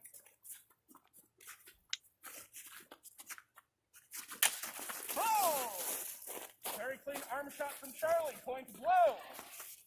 Fighters, are you ready? Fight! 5-7. Round They both one. are just looking for this ability to just like get that first strike in there. They're not looking at defense as much in this context. Depending on what the temperature is too, you want to be moving and get that blood moving, so you don't get the, because if you can't be slow. Get slow, get cold, get stiff, right? Move, Ryan stay got warm, that point stay because you saw Charley's foot slid on the snow, his back foot slid on the snow, so he couldn't plant. So I think Ryan has figured out a style here. Get Charley to retreat, so he slips on his back foot. He just did it twice there. Charley, round point here. Oof. Man, these guys like to hit each other at the same time. 8-5. There it is. Very clean shot from Ryan. Point red. Whew. Yeah, I think Ryan's learning he's got to be more aggressive. 8-6 final exchange. So it looks like Charley will be winning this round because you can't win 2 points in one exchange. Ryan hit on the head during that. Point red. Red gets a point, not enough to win the round though. So round one is going to go to Mr. Charley, the Charging Turtle Cummings. Wow, what a great showing! What a fantastic opening round that was. We talked extensively about how the snow throws a different wrinkle into it, obviously with the footwork, and we saw Charley slip there. What else? What worked for Charley in round one? Why did he come out victorious? He was making the first move. He was by making the first move, he was just able to get that split second advantage over Ryan. And by not letting Ryan make that first move, I think that's where Ryan's most dangerous with those quick strikes. So he is giving Ryan pause. Sometimes, either Ryan's not getting their attack off fast enough, or Ryan's trying to take care of Charley's attack, and then it's not happening in time. So that's why you just as soon as Ryan started pressing and really just getting kind of a charging element of it, it was working really well for Ryan at the end of that round. So if he goes to that strategy, that should work for him. A charging style working for Ryan Kappes. I'm amazed to hear that. Let's go to round number 2. Joe, take us back to the Frozen North. You got to use the environment to your advantage, and that's what Ryan's got to do. Yep, and play to your strengths, right? Play to your strengths. I just love watching these two fight. I'm gonna be honest. What a treat! What a May treat. Getting to watch these two fight in snow. I'd like this less if it was winter. Fighters, are you ready? Fight! Charley goes up 1-0. Oh, look at a little slide there. I saw point red on that series of exchanges. Point red. Again, that's just working. Really, it's about working the stances. Charley has a wider stance. Ryan has, let's see, the replay here. Wow, you see that bend? You see That's the blade almost bend to hit Ryan on the, what was that, on the shoulder? Like the. I saw Wow. Blue Fighter score on the arm during Yep. the initial set of exchanges. Points Blue. Fighter's Aaron right. Rahkola, seeing that live, good eye, sir. Holy buckets. I don't know if I would have seen that live, but thankfully it was slowed down for us. Wow. Oh! Great exchange. I'm going to call that one simultaneous. First The way up you the see the round. blade just bend there is quite impressive. These two are using a lot of force, like controlled force. That's the key. It's controlled force, but they're using a lot of force. Well, during that exchange, I saw Blue Fighter. I mean, these blades aren't soft. On whatever your cloth garment is called. Your saber bounced down and touched that. Point Blue. All right, give the old Charlie up 3-1. Yeah, Ryan's just got to get Charlie on the retreat, and that's the big thing for him. Charlie is just keep doing what he's doing, but Ryan needs to work that wider stance that Charlie has to his advantage. I saw in the Put Charlie on his back foot.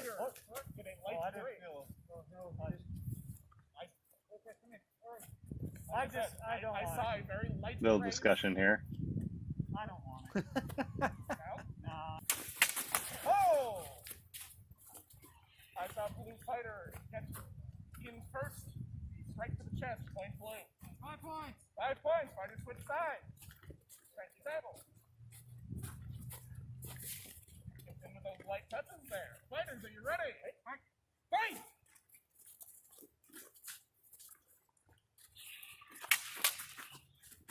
Oh! Very clean shot from Red Fighter. Point Red. Beautiful. Papa me. Sounded nice. 6-2 now. Fight! Round number 2.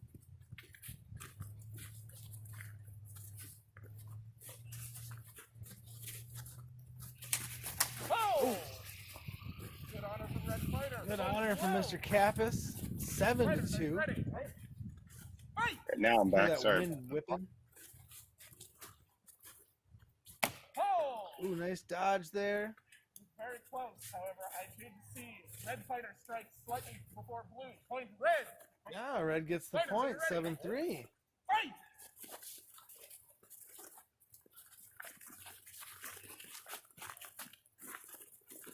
Oh!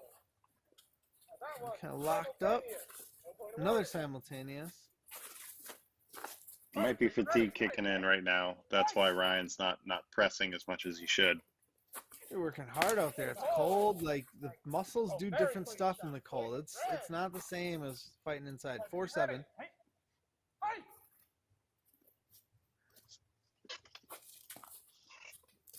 Wearing different shoes, different boots, different footing. You Very know, close, however, I did see Red Fighter land first in that exchange. Point Red. Red's on a charge though. He's got a couple points. He's making closing that gap. He's got. 5-7. Let's see if he's got the time. Yeah. Oh! Very nice. Point Blue. Is time on his side. Fighters, you ready? 8-5. 3 points. If Mr. Charley Cummings wins this round, he'll win the match. If Ryan Kappes can win this round, he'll stay alive and we'll get a round 3. See Blue Fighter square on the outside first. Point Blue. Fighters, you ready? Fight! Oh! Taking my job hard today. That was too close for me to call. I'm going to call it simultaneous. Simultaneous called. 8-4. 30 seconds. 3 seconds. Oh! Oof, just not enough time. Very nice left tap from Blue Fighter. Point Blue. Fighters, you ready? 9-4. Fight! Must be down to a couple seconds to go here. Oh! Final exchange. Oh, there we go. We got one. We got a good yell there. Point Red. Red gets the point. 9-5. Fight!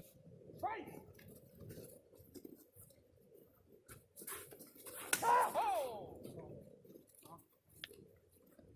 Just realized Director Aaron is rocking a basket hill saber, so he's got the protection on his arm, in addition to a glove. Right. Ready? 8-4. Oh! That is a nice looking saber. I think that's one of the cross points, as far as I know. Winner of the second round. And round number 2 goes to Charley Cummings. He wins the round, wins the match. What a fun shoot watching Charley fight Ryan out in the snow. Like I said, 2 of the very, very well-known fighters in our league, in our sport. But that was what did you see in round 2? What did Charley do I mean, Charley didn't change that much. It just kind of kept working for him. Ryan slowed down. That was the big thing. That was the big difference in that round, is that when Ryan slowed down and stopped pressing, Charley wasn't on his back foot. When Charley's weight was weighted forward, he wasn't running into a problem. When Charley would ever have to be, his weight would be on his back foot, is when a slip would happen or something like that, and then he wouldn't necessarily be as victorious. So it was working better when Charley was on the offensive, and Ryan slowing down gave him that ability to keep that weight balance forward. So that's the big difference. I know that they filmed a exhibition match. Did we put that in, Joe? Is that something we have? He'll tell us in a second.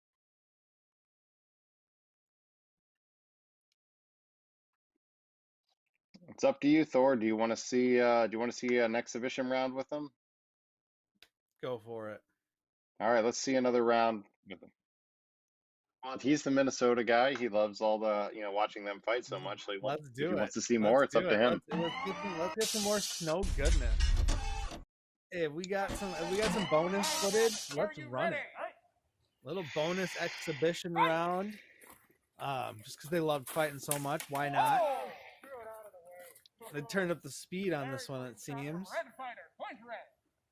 They might just fight super crazy in this time because they know there's even less stakes. Familiar with my Street Fighter references. 1-1. Before we begin, let's shift this way. Well, hopefully neither of them go turbo on us, if you get my Wreck-It Ralph reference.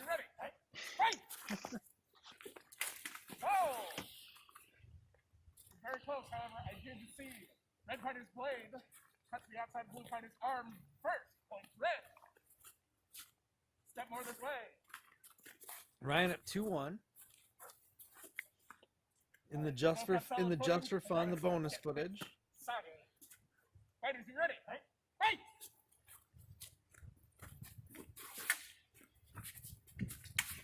Oh! Point red.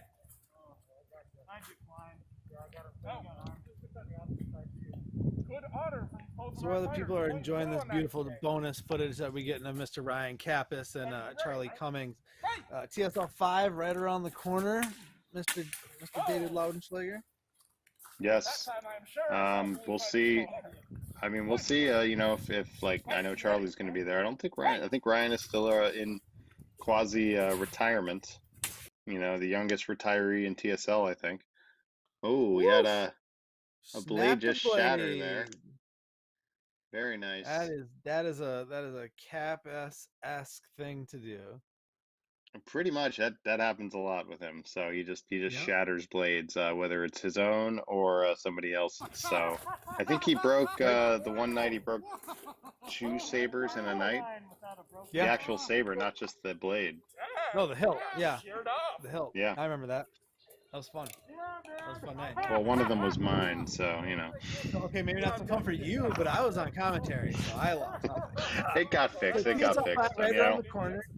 You're gonna be there, Vegas, back at the Flamingo, July 22nd through the 25th, right? Mm-hmm. We will have a new exotics champion crowned in Vegas. Right? No, Mr. Jason Ewing. Mm-hmm. So the exotics is wide open at this point. The standard, everybody will lose to me, but that's okay. Everyone falls to David. I'd like to see that. I wouldn't hate that. That's the plan. That's the plan. That's the plan. Line them up. He'll take them out. 5-2 here in our bonus footage. Between now and Combat Con, will we have anything for the people? There is one event happening. We are going to have a underground special of 2 matches It's going to be in conjunction with Clockwork Alchemy, which is a steampunk tournament that we have typically have out here in Northern California. They are running virtually this year, so we are going to be doing a 2-match underground. That is June 12th, I believe, 12th or the 13th. I haven't gotten a final date on that, but it should be Saturday the 12th. Same time, same. Yeah, we'll give you all of that information online, but that will be happening. It's just a shortened underground. That's the last thing before TSL 5, not counting Foreign TV programming. We're going to have some programming starting in June related to Combat Con. So for those attending Combat Con, that information will be hugely important. And I know Thor's working on a project. I don't know if he wants to reveal it or not. I've heard rumblings. There may be a TSL podcast. Like, I heard of maybe called the Saber Legion show coming. I don't know. Are you guys interested in something like that? Would people watch something like that? I don't know. We'll see. There'll definitely more announcements to come. I mean, I would watch something with that. Would you? But I'll probably just be on it instead. Yeah, maybe. Hey, who knows? Who knows? Not that people want to see more of me. They see me on Underground and, Foreign TV and all these other things. I mean, you and me have so little going on in our lives. We need more things to do, We need more stuff. Well, they need more of me and things, right? So, because this is all just to feed my ego. That's all what TSL is, Thor. Didn't you know that? Just to feed my ego. Just to feed old David. The whole thing. So, like, even if you're fighting and you've never met me before, it's all about me, right? That's sarcasm if people can't pick that up. Yep. Oh man. I mean, you think I'm going to just be second place forever? When the whole show's about me, you think I'm going to be second place forever? Not happening. Wow. Watch out. Oh, people become super villains, David. You're walking a fine line here, sir. Fine line. I'm walking a fine line. That's okay. In the bonus time, yes, I see people saying yes to the show, to the TSL, the Saber Legion show. There we go. Yes, I love it. 9-6. Looks like they had some camera troubles. They lost an angle, so I don't know if the camera froze or that can happen. Definitely the shutdown when you're recording. When it's -50 degrees, cameras and stuff do freeze up, especially when it's been a good amount of time when these two gentlemen just keep beating each other in the middle of nowhere, Minnesota, in the snow. And Charley takes the bonus round as well. He does. He takes everything, man. Charley on fire.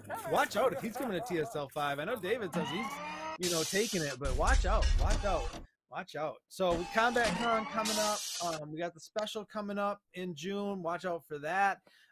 As always, you can find me based on my banner, Thor, Saber Legion. Always the Facebook group, the Facebook channel, the YouTube channel, Instagram, the Saber Legion, all over the place. David, what'd you miss? Plug away. What'd you miss? You missed the Discord channel. Or server. For those who don't know, I'm hip now with it, and wow, I was about to get to Discord, David. We launched our Discord server this week, so we have people moving into that. So for two things, one, I would say it's just in the Discord. People do live in Discord, right? That's kind of our society at times, right? So we Discord. Discord itself, is a great opportunity. I hear it a lot, and other people might that, someone's like, you want to connect with the Saber Legion and like us, come see us on Facebook. And they say, oh, I'm not on Facebook. They no longer have an excuse anymore. You say you can be on Discord, and they'll probably say, what's Discord? And that's okay. You can show them what Discord is.